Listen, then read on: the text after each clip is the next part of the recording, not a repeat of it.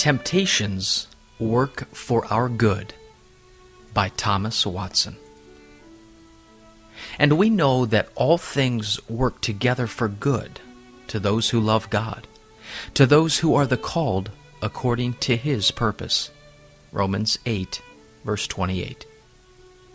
Even temptations are overruled for good to the children of God. A tree which is shaken by the wind is more settled and rooted. Just so, the blowing of a temptation does but settle a Christian the more in grace. Temptations are overruled for good in 8 ways. Number 1, temptation sends the soul to prayer. The more furiously Satan tempts, the more fervently the saint prays. The deer being shot with the dart runs faster to the water. When Satan shoots his fiery darts at the soul, it then runs faster to the throne of grace. When Paul had the messenger of Satan to buffet him, he says, 3 times I pleaded with the Lord to take it away from me. 2 Corinthians 12, verse 8. That which makes us pray more works for good. Number 2, temptation to sin is a means to keep from the perpetration of sin. The more a child of God is tempted, the more he fights against the temptation. The more Satan tempts to blasphemy, the more Satan tempts to blasphemy, the more a saint trembles at such thoughts and says, "Away from me, Satan." When Joseph's mistress tempted him to lust, the stronger her temptation was, the stronger was his opposition. That temptation which the devil used as a spur to sin, God makes a bridle to keep back a Christian from sin. Number 3, temptation works for good as it abates the swelling of pride.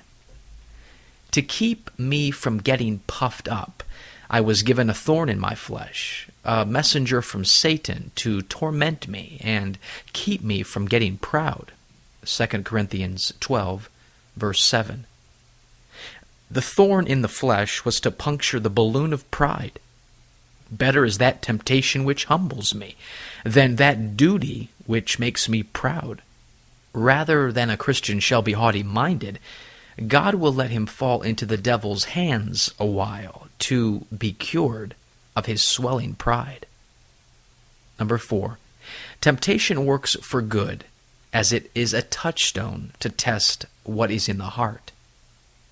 The devil tempts that he may deceive us, but God allows us to be tempted that he may test us. Temptation is a trial of our sincerity. It argues that our heart is chaste and loyal to Christ. When we can look a temptation in the face and turn our back upon it. Many have no heart to resist temptation. No sooner does Satan come with his bait, but they yield. They are like a coward who, as soon as the thief approaches, gives him his purse. But he is the valorous Christian who brandishes the sword of the Spirit against Satan and will rather die than yield. The valor and courage of a saint is never more seen than on a battlefield, when he is fighting the red dragon, and by the power of faith puts the devil to flight. That grace is tried gold, which can stand in the fiery trial and withstand Satan's fiery darts.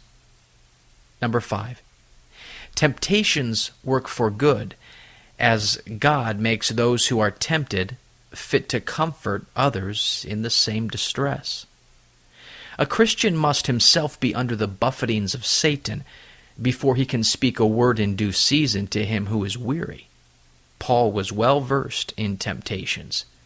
We are very familiar with Satan's evil schemes. 2 Corinthians 2, verse 11. Thus he was able to acquaint others with Satan's cursed wiles. 1 Corinthians 10, verse 13. A man who has ridden over a place where there are bogs and quicksands is the fittest to guide others through that dangerous way. He who has felt the claws of Satan, the roaring lion, and has lain bleeding under those wounds, is the fittest man to deal with one who is tempted. None can better discover Satan's subtle devices than those who have been long in the fencing school of temptation. Number 6. Temptations work for good, as they stir up fatherly compassion in God to those who are tempted. The child who is sick and bruised is most looked after. When a saint lies under the bruising of temptations, Christ prays, and God the Father pities. When Satan puts the soul into a fever, God comes with a cordial.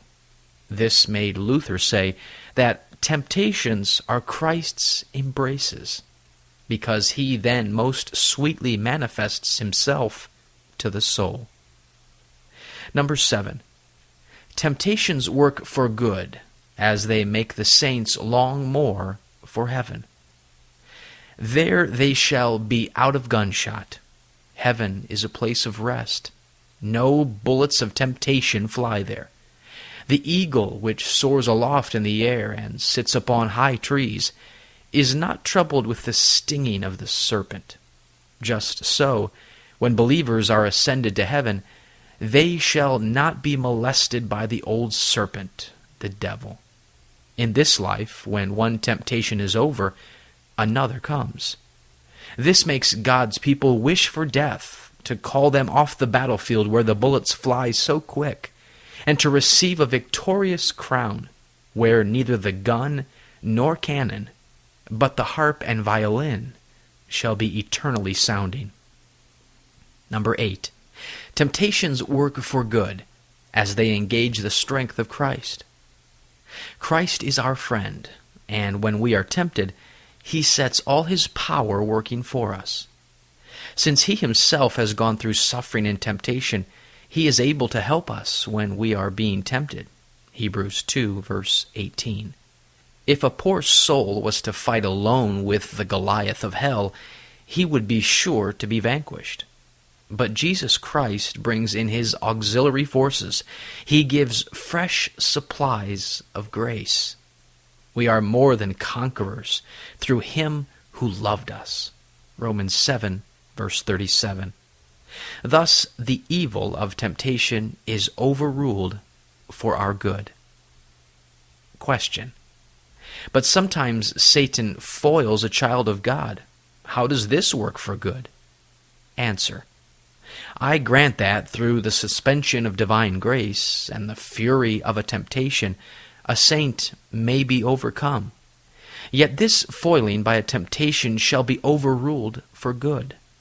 By this foil, God makes way for the augmentation of grace. Peter was tempted to self-confidence.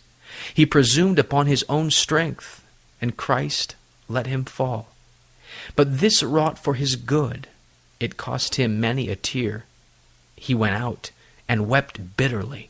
Matthew 26, verse 75. And now he grows less self-reliant. He dared not say he loved Christ more than the other apostles. Do you love me more than these? John 21, verse 15.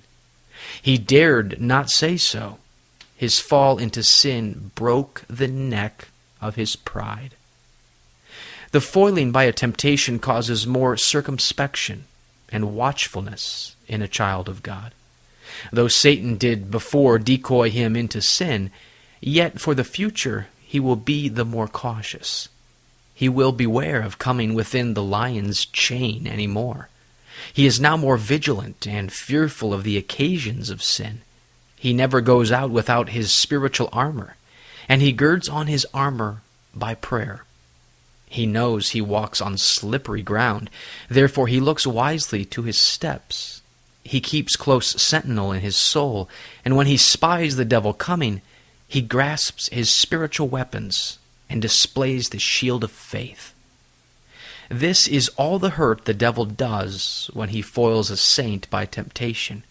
He cures him of his careless neglect. He makes him watch and pray more.